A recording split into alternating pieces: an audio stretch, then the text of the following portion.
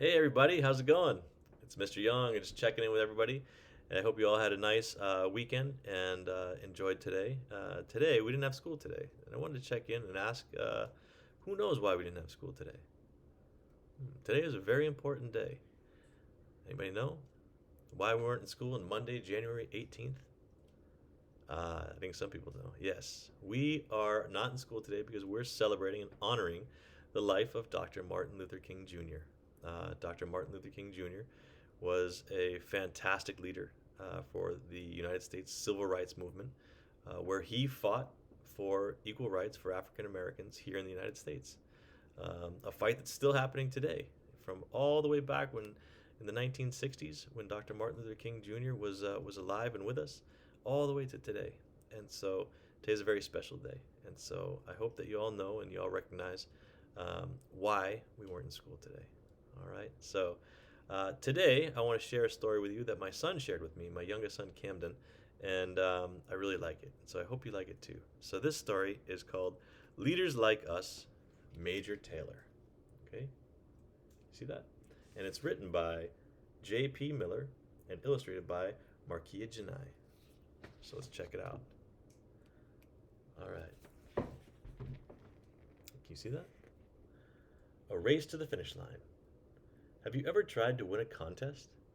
Have you ever worked hard to reach a goal? Marshall, Major Taylor, understood how that felt. He knew what it meant to work hard and to be determined. Major zoomed around the track on his trusty bicycle. He knew he must be close to the finish line. He had been riding for a long time. He was in an endurance race that was supposed to last 6 days. He had not been in many races, but he was already a leader in this one.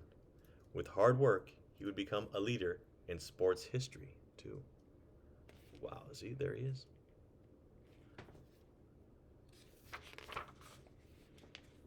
A star in training.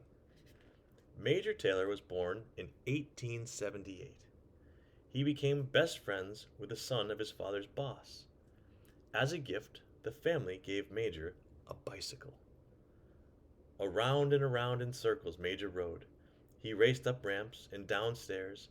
Major loved his new bicycle. He had not owned it for long, but he was already good at doing tricks with it. Wow, he looks like he's having a great time, huh? No hands, downstairs too. That's pretty dangerous.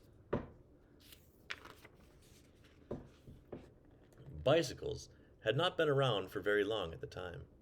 More people were starting to use them instead of horses and buggies. The owner of the Hay and Willits bicycle shop hired Major to advertise bikes and teach people to ride them. At the shop, Major did bicycle tricks in an attention getting soldier's uniform. People gave him the nickname Major because of his uniform. Can you see his uniform there? Down here it says, making money. Major made $6 a week at the job at the bicycle shop. He also got a free bike worth $35. So you guys might not think that's a lot, but remember, this is back in 1870, 1868. It's a long time ago.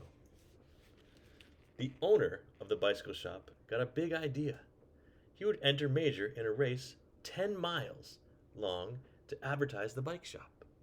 However, he only wanted Major to finish the first mile. Major went to the race, not knowing what to expect. There was a pack of riders at the starting line.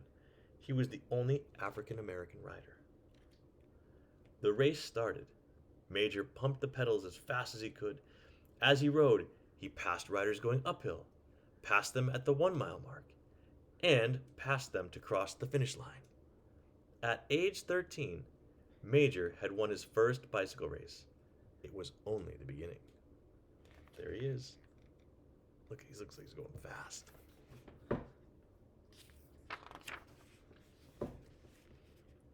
Major knew he could be a winner. He wanted to learn how. A cycling club in his hometown would only allow white members. He and other African American riders formed the Seesaw Cycling Club instead.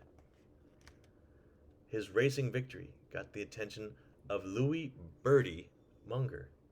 He owned a bicycle company. he became Major's mentor. Birdie wanted Major to do a short professional race. If he won, he could enter another race that would last 6 days. Major was only 18 years old. He had never entered a professional race before. If he could do this, many more great things could be in his future. Oh, wow. What do you think happens to Major? Let's check it out. Major sped to victory in the first race. Next up was the big 6-day race. 6-day endurance race at Madison Square Garden, an indoor arena in New York City. The race started with 28 cyclists. Some white people did not like that a black man was racing along with them, but Major did not let that stop him. The race was very difficult. By the second day, Major could no longer keep the same speed. He began racing for 8 hours and resting for 1 hour. His stomach hurt, his head hurt. On the 5th day, a white cyclist who did not like that a black man was racing made him crash. Still, he kept pedaling his bike. Over those 6 days, Major rode 1,732 miles, about 2,787 kilometers. He finished in 8th place. This was incredible for someone who had not done this kind of race before. Wow.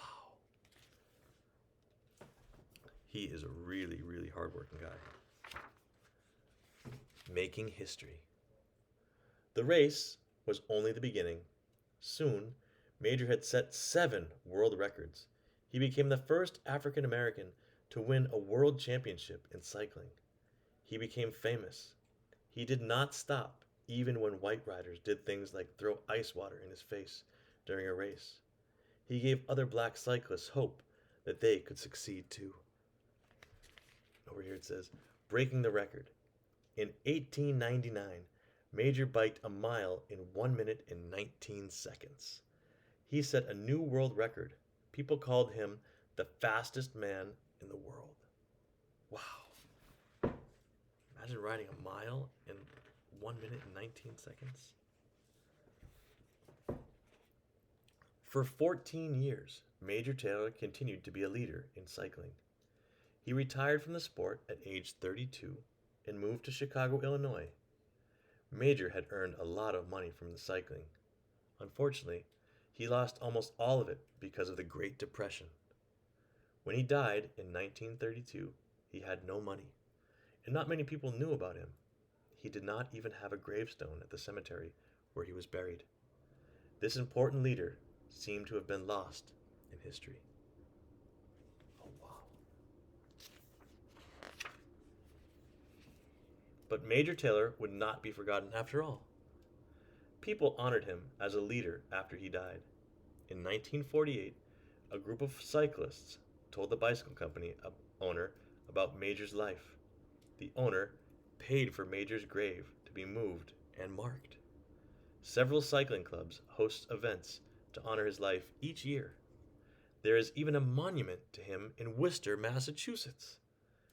He was more than a leader in races. He was a leader in sports and in history as well. And there's a quote from Major.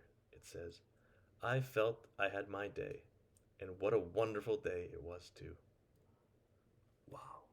And over here, we won't read all this, but there's a timeline of Major's life and a glossary of all the terms. So this is a really, really great book, and I hope you guys enjoyed it. And so this is about Major Taylor. Does anybody know why he's considered a leader? What do you think? Well, yeah. So Major Taylor he was the first African American cyclist when some of the white cyclists didn't appreciate him and didn't like that he was part of their cycling clubs, or wouldn't allow him to be part of their cycling clubs. But what did he do? Did he give up? Did he? No, he never gave up, and he always gave his best, and he always tried hard, and he became a leader in his sport of cycling, and in turn, he became a leader and an example for others. So, I hope that you enjoyed this story, and I hope you enjoyed your day today, and I look forward to seeing you guys all soon. All right, take care.